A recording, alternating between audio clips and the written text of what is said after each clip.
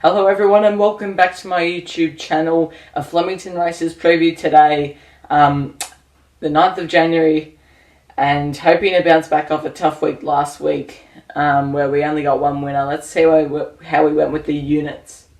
So last week we didn't go so well with the units. We only returned 40, sort of mercy, ended up getting us a result. But still for all time we're in front by quite a bit, and it's 55.2% profit on turnover, so hoping to increase that this week because I'm pretty confident in my tips. Let's get stuck into this week. But before this video starts, I'd like to announce my new Twitter account. This Twitter account is for daily Victorian race meeting tips, because I know some of you want to know about my daily tips and want them, and it's on this Twitter account, so the link will be in the description. Go check it out and you'll back some winners. Race 1 is a 2-year-old handicap over the 1,000 metres, and the favourite down the bottom at 460 is Telluride for James Cummings and Damien Oliver. But the first jump out we're having a look at is of Shame of Fame and Absela. I like them both, hard to split them, they both did some pretty good work. Absela is a dual acceptor on the weekend, is in extreme choice, had an engine on this occasion, and any market push should be respected. Shame for Fame's got a good family and looked the part in the jump outs, cruising up to the front, and Jamie Carr's booked and it's got a strong profile, this one. And the other jump out we're having a look at is of Telluride. This was its Warwick Farm Polytrack jump out, its most recent jump out. I liked its action through the line. It's a Medaglia Doro, has a strong profile. Damien Oliver going on suits.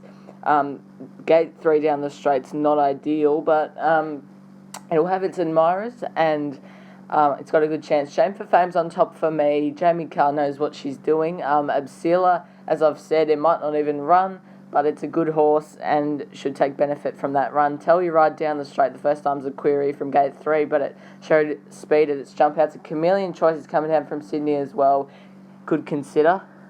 Race 2 is a 3-year-old benchmark 70 over the 1,400 metres, and Zach DeBoss is the $2.80 favourite ahead of Siren Rock at $3.40.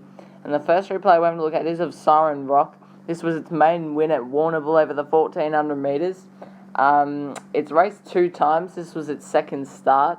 It was well supported at its debut before this run behind Vespertino, who's a really good horse, and then came from midfield to win by 4 lengths at Warrnambool last start. It's a promising galloper. From gate 8, Jamie Carr will get into an economical run, and I think it'll go well here. And then the next one we're going to look at is of Zach DeBoss. It's on the week backup. It got to the front here and sort of didn't know what it was doing. It was in the market before this race. This is its 3rd race start. Its main win, it was well supported and won at Warrnambool. And then this one, it just was too good for them against the older horses, which is good as well.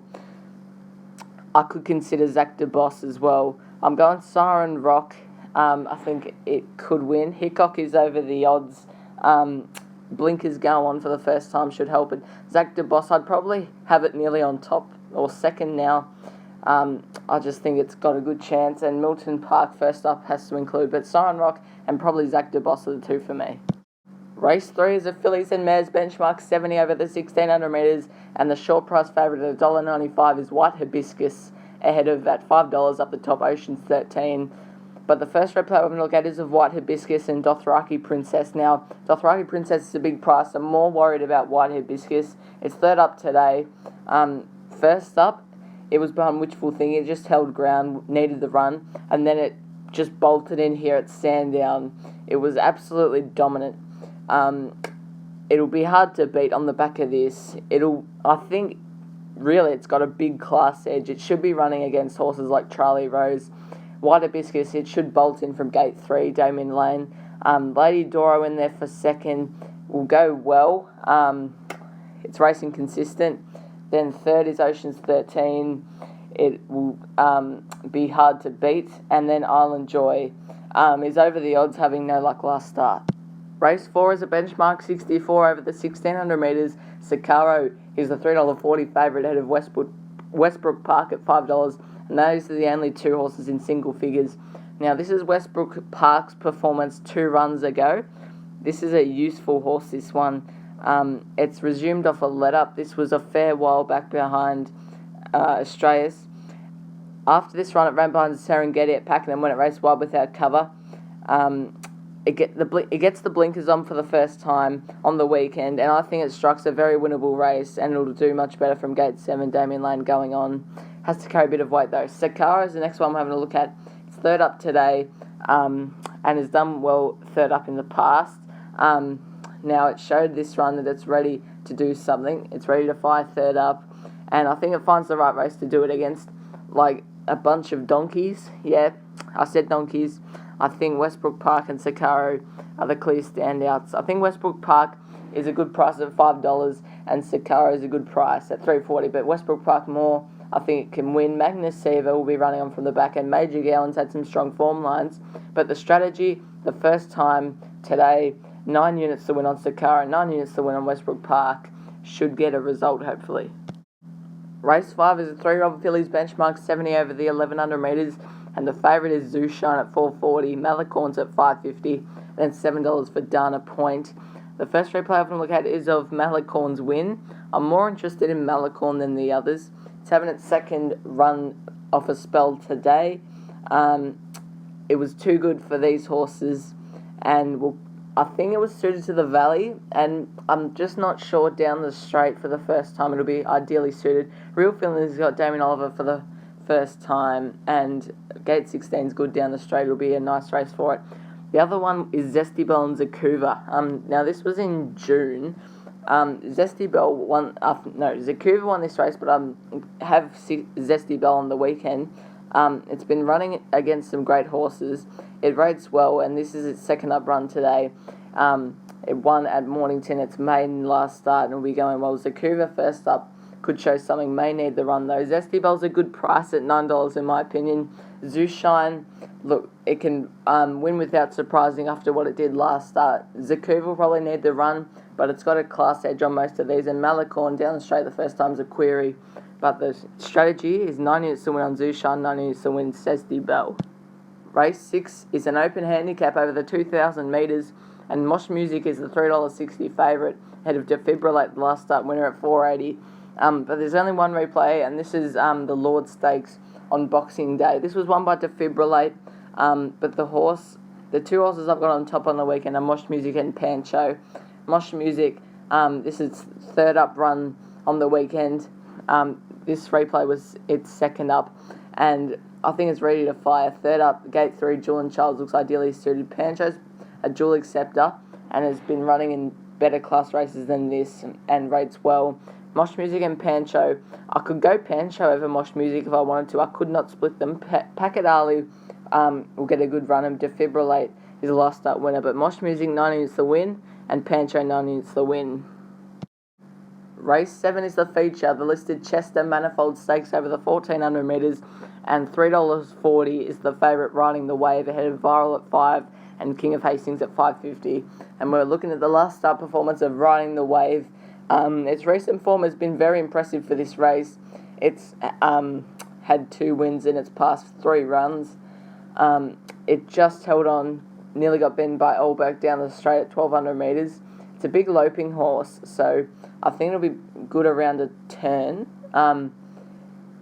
If it copes with the 1,400 metres, I think it'll give this race a real shake-up. Gate 3, Ethan Brown looks ideally suited. And the other one we're having a look at is of a Boxing Day replay with a lot of horses in this one. The one I'm more interested in is Blazejowski. Through the line was very strong. Up to 1,400 metres will suit this horse. If it finds its best form, I think it should probably be winning. This was its first run with the blinkers off for the first time in a while.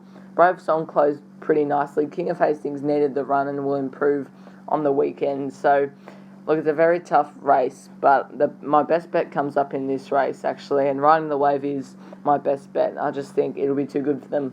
Blazejowski in there for second, as I've said. Vacillator's a track and distance specialist. Damien Oliver goes on good gate, and Viral for Jamie Carr. But 20 units to win on Riding the Wave, and 5 units each way on Blazejowski. Hopefully we can get something by this stage of the day.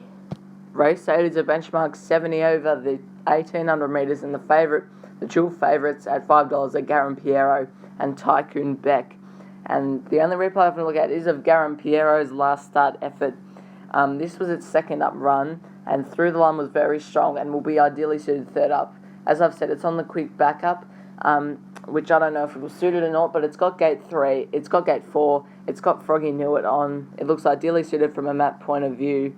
If it finds its best form again, I think it's a good winning chance, and I think it's over the odds at $5 if it handles the backup. So Garimpeiro on top, 16 units to win at $5. Not mine.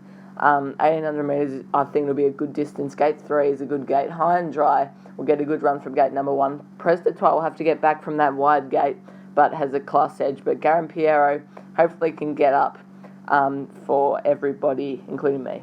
Race 9 is a benchmark 70 over the 1100 metres, and the $6.50 favourite is I Did It For Love ahead of the general first up at $7.50 and that girl at $8.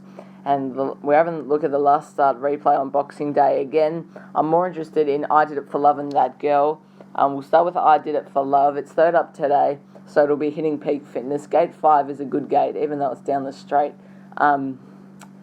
It will be coming into this on its best form, and it rates highly here. That girl is also third up, and it's been running pretty good.